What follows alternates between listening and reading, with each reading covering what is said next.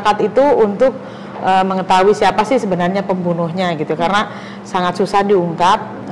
Nah ini kemudian alhamdulillahnya setahun yang lalu kalau tidak salah ya, itu akhirnya terkuaklah mulai tabir pembunuh. Untuk memberikan keringanan kepada saksi pelaku ini yang sebagai justice kolaborator untuk akhirnya dituntut 8 tahun, diputus 4.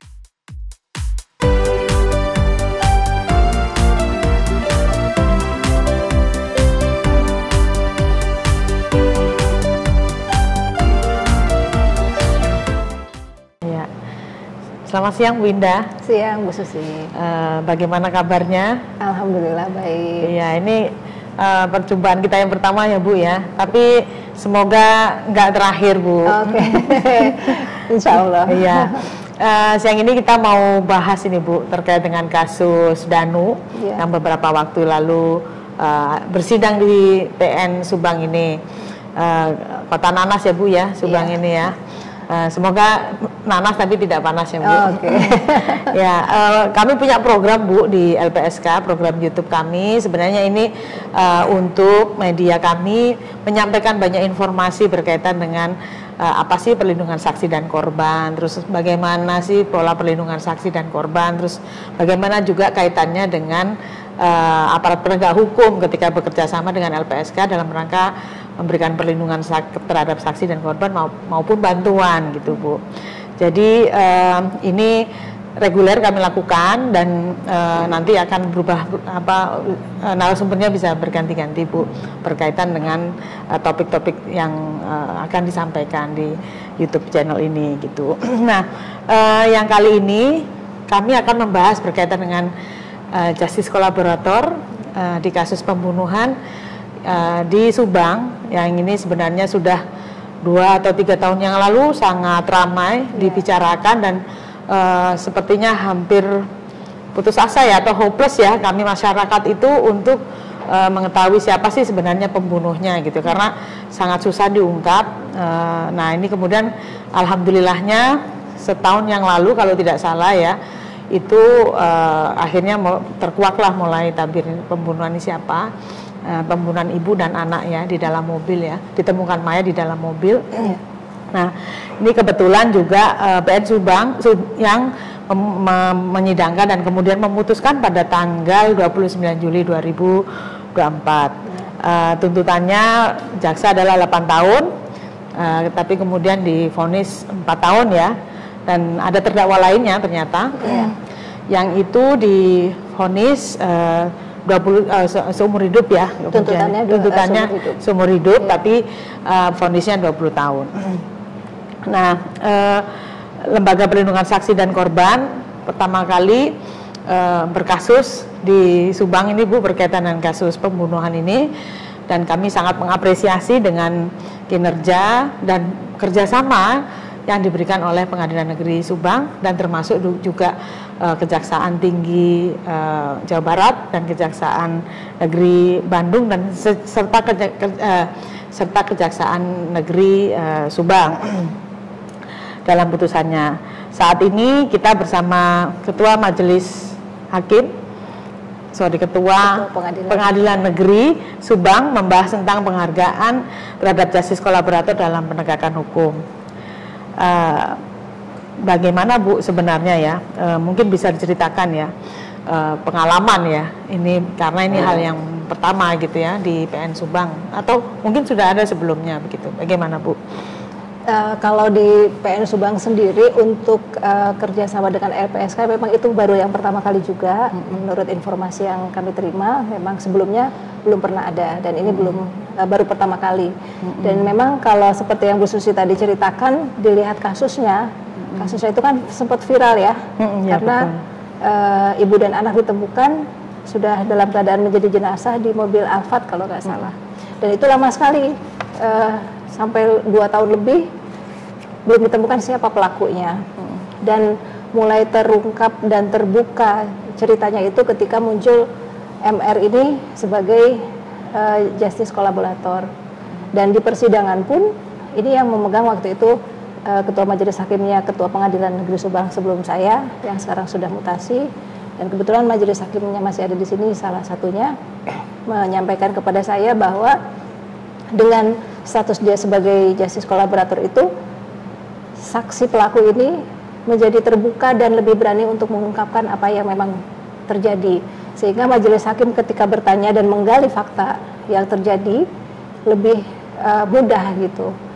Karena saya dapat bayangkan kalau seandainya status justice kolaborator itu tidak melekat pada diri saksi pelaku, tentunya dia akan berusaha menutup-nutupi perbuatan atau kejadian apa yang sebenarnya terjadi pada saat itu.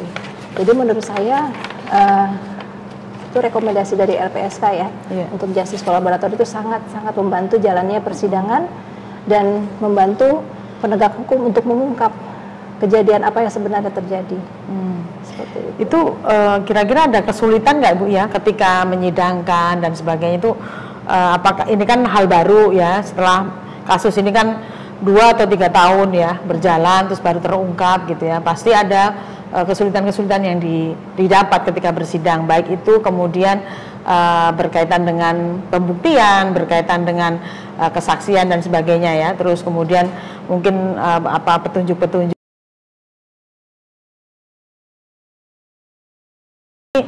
ini ya cukup sulit nggak ya untuk kemudian majelis hakim ini kemudian memutus MR atau Y ini dalam kasus ini gitu, utamanya mungkin berkaitan dengan justice kolaboratornya, MR selaku justice kolaborator seperti apa, karena ini hal baru gitu ya di Subang itu. Kalau kasus ini sendiri memang cukup rumit ya, karena memang kita tahu bahwa mungkin karena ketidaktahuan penanganan di awal, jadi memang pada saat di lokasi TKP pun sudah banyak yang berubah seperti kita tahu ya. Jadi memang sampai akhirnya 2 tahun perkara ini diselidiki, dicari pelakunya itu sampai seperti itu memang sulit gitu Bu.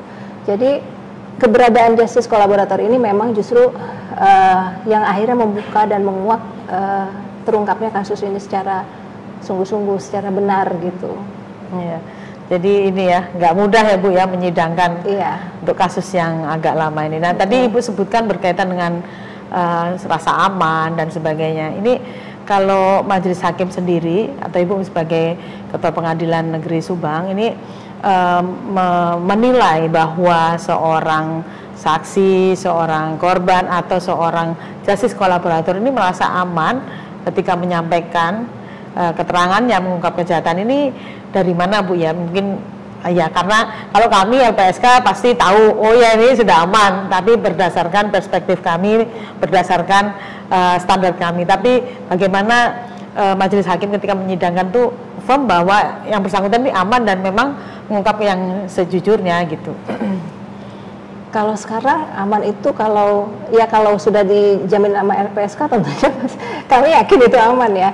Cuman yang jadi masalah itu ketika dalam kasus lain ada beberapa kasus yang tentunya pernah kita tangani yang kami sendiri kadang-kadang mempertanyakan apakah si saksi ini berani mengungkapkan yang sebenar-benarnya gitu loh. Dalam praktek sebelum adanya undang-undang LPSK ini yang dilindungi itu kalau sebelum undang-undang ya, sebelum tahun 2006 yang dilindungi di KUHAP itu kan hanya tersangka atau terdakwa dari proses pemeriksaan pengungkapan kasus gitu ya, jangan sampai ada pelanggaran HAM. Tapi sejak adanya undang-undang LPSK, kemudian akhirnya saksi, korban, bahkan sekarang lebih luas lagi, ahli pun bisa dilindungi, saksi pelaku pun bisa dilindungi. Jadi disitulah mulai kita menjadi berani gitu. Artinya hakim itu semakin yakin bahwa memang saksi ini dapat memberikan keterangan dengan seluas-luasnya tanpa ada rasa takut. Karena dalam beberapa hal, misalnya dalam kasus-kasus kekerasan seksual ya, kadang-kadang pelaku dan korban itu mempunyai hubungan keluarga atau kenal dekat, pacar dan sebagainya, yang akhirnya kita melihat di persidangan mereka untuk memberikan keterangan itu takut. Nah, dengan hadirnya lembaga yang dapat menjamin bahwa sesudah memberikan keterangan atau pada saat memberikan keterangan dia dijamin keamanannya, tentu dia akan memberikan keterangan yang sebenar-benarnya tanpa ada rasa takut, tanpa ada kekhawatiran sesudah memberikan kesaksian di luar dia tidak apa-apa gitu. Iya, jadi sudah ini ya Bu ya, alhamdulillahnya terlihat bahwa peran LPSK untuk menemukan kebenaran material melalui perlindungan saksi dan korban ini sudah nampak ya Bu ya untuk mengungkap kejahatan.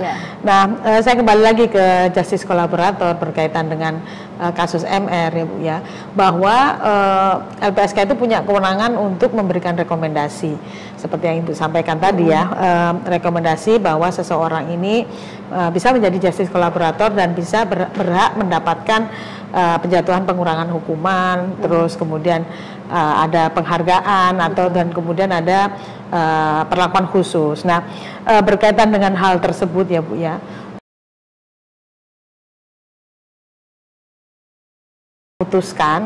memutuskan kasus, utamanya kasus MR kemarin, apakah ini rekomendasi dan kemudian surat tuntutan dan sebagainya ini yang sebenarnya rekomendasi nanti dimasukkan dalam surat tuntutan ya Bu ya.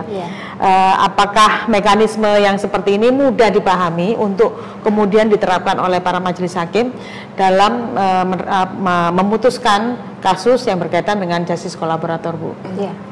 Iya, tentunya sudah sesuai dengan undang-undang ya. Kalau Ibu sebutkan tadi pasal 10A ya kalau tidak salah, untuk saksi pelaku dia dapat diberikan perlakuan khusus ya dalam pemberkasan. Dalam kasus ini juga kita bisa melihat karena kan justice kolaborator itu atau perlindungan dari LPSK itu dimulai sejak tahap awal sekali dari mulai penyelidikan. Jadi pada saat pemberkasan pun kalau kita lihat dalam kasus ini saksi pelaku dengan pelaku lainnya itu dibedakan berkasnya. Jadi kalau saksi pelaku ini MR ini di perkara nomor 79, kemudian pelaku lainnya di perkara nomor 64, itu sudah kelihatan pemberkasannya berbeda ya. Kemudian penahanannya juga terpisah. Mungkin Ibu bisa melihat pada saat proses persidangan pun penempatan terdakwa sebagai saksi pelaku ini di tempat yang terpisah dengan pelaku lainnya. Artinya dia merasa aman, jangan sampai dia ditempatkan satu tempat dengan pelaku lainnya malah dia dapat intimidasi atau hal yang lainnya yang tidak menyenangkan gitu ya. Kemudian penghargaan terhadap keterangan dia sebagai saksi pelaku yang akhirnya dengan keterangan itu dapat membuka kasus yang selama ini sulit untuk dikuak gitu ya. Nah, penghargaannya pun berupa rekomendasi. Memang sesuai ketentuan undang-undang harus berupa rekomendasi dari LPSK yang dimasukkan ke dalam tuntutan. Dan itu pun yang saya lihat dalam putusan dijadikan dasar oleh majelis hakim untuk memberikan keringanan kepada saksi pelaku ini yang sebagai justice kolaborator untuk akhirnya dituntut 8 tahun, diputus 4 tahun. Artinya itu kan bentuk penghargaan atas keberanian dia untuk menceritakan kejadian yang sesungguhnya. Kalau nggak ada penghargaan, nanti kasus ini nggak akan terungkap ya kasusnya. Untuk apa ya. Iya betul Bu. Nah tadi bicara soal sulit nih, tantangan ya Bu ya, ada tantangan. Selain tadi disampaikan bahwa ada tantangan tersendiri karena proses penyidikan yang lama dan sebagainya, ada tantangan berkaitan dengan obstruction of justice yang dapat kami tangkap dari banyak berita, banyak diskusi gitu ya di media massa berkaitan dengan ada proses penegakan hukum atau ada proses penyidikan yang kemudian bermasalah karena ada terjadi obstruction of justice, yaitu dengan mengkondisikan tempat kejadian perkaranya, terus kemudian termasuk beberapa alat bukti ya. Nah ini kalau menurut Ibu bagaimana ini kemarin soal obstruction of justice ini? Yang saya dengar sih masih dalam proses penyidikan memang ya, berkaitan dengan kasus ini. Nah, ini bagaimana nanti ke depannya ketika nanti bersidang dan sebagainya ini seperti apa? Apakah juga kemarin ditemukan fakta di persidangan maksud saya, apakah ini juga ditemukan fakta soal obstruction of justice di persidangannya MR ini? Kalau obstruction of justice memang sudah diatur. Jadi memang tindakan menghalang-halangi merusak atau membuat sesuatu peristiwa hukum kabur, menghalangi proses hukum yang berlangsung, itu tentu adalah dikategorikan tindakan kriminal. Bahkan diatur di dalam KUHP sendiri, yang KUHP yang kita pakai sekarang di pasal 231 kalau tidak salah ya, 221, 231, 233. Di situ siapapun yang menghalang-halangi proses hukum itu pastinya harus dikenai sanksi pidana, karena tindakan itu adalah tindakan kriminal. Jadi kalau memang pada selanjutnya dapat dibuktikan bahwa tindakan yang akhirnya pengungkapan kasus ini jadi rumit dan sulit itu adalah memang sengaja, tentunya harus dikenai sanksi pidana. Oke, terima kasih Bu. Ini semoga mencerahkan ya dalam proses obstruction of justice. Jadi kalau obstruction of justice jangan jangan takut untuk bersuara, menyampaikan kalau ada terjadi obstruction of justice, karena ada hukumnya, ada peraturannya mengaturnya, sehingga ada pidananya.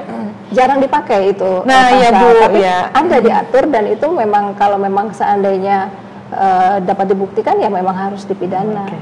Semoga ini untuk yang kasus obstruction of justice dalam kasus MR ini ya, kasus pembunuhan ibu dan anak di Subang ini juga terungkap ya Bu ya.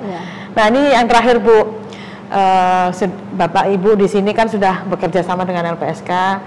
Nah, terus dalam satu kasus, mungkin ada kasus yang lain lagi ya yang sedang berjalan atau nanti ke depannya LPSK akan bekerja sama dengan PN Subang nih. Nah, apa ya saran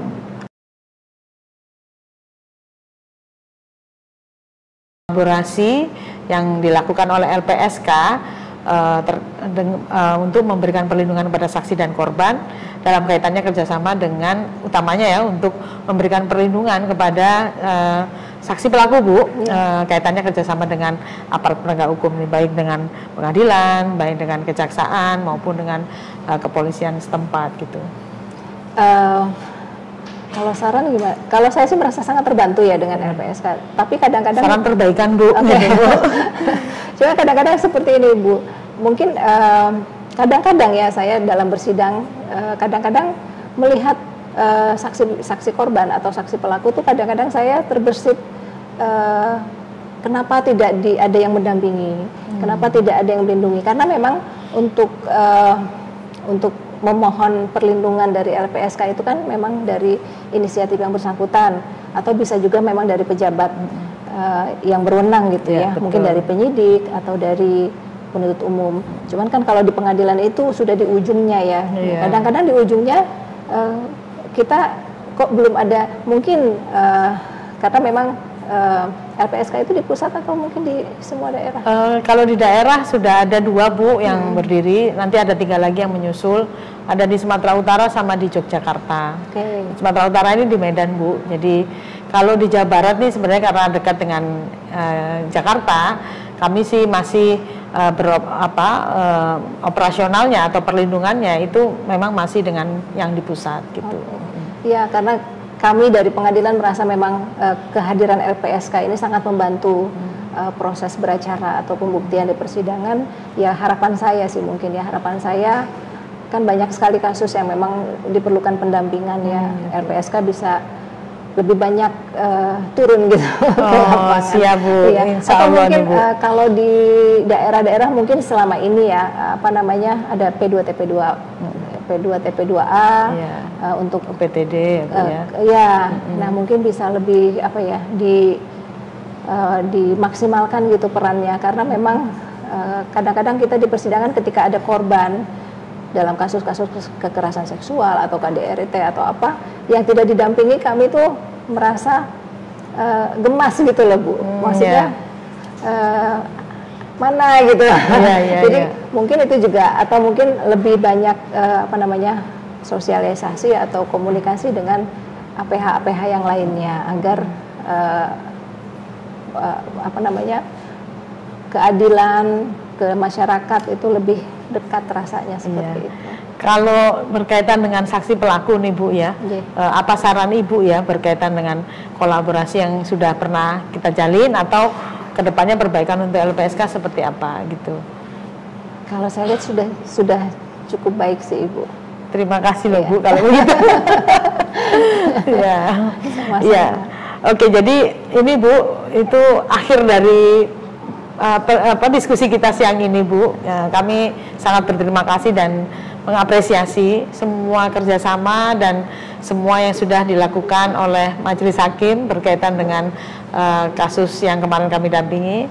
Semoga ke depan kerjasama ini makin menguat Bu ya. Amin. Tidak hanya dalam satu kasus dan mungkin kasus-kasus yang lain, kita tidak tahu nanti kasusnya yang menanti apa, kita tidak tahu. Karena dulu saja saya nggak berpikir bahwa akan ada kasus yang besar seperti ini ya di Jawa Barat. Ternyata ada di Kota Subang gitu, yang saya pikir aman-aman saja loh Bu di Subang ini Bu, ternyata begitu. Jadi begitu. Jadi praktek JISI ini memang ya alhamdulillah berkat kolaborasi dan koordinasi yang baik antara LPSK, terus kemudian Pengadilan Negeri Subang, Polda Jawa Barat, kemudian tim dari Kejati Jawa Barat, termasuk juga Kejari Subang gitu ya Bu ya, dalam melindungi satu saksi pelaku ini ya, yang kita sebut sebagai MR selama menjalani proses hukum. Tidak mudah kita kerjasama dari awal, tapi sekali lagi saya mengucapkan terima kasih kepada Ketua PN Subang sudah bersedia menjadi narasumber kami di Prakarsa dalam siang ini. Sama-sama. Dengan tema penghargaan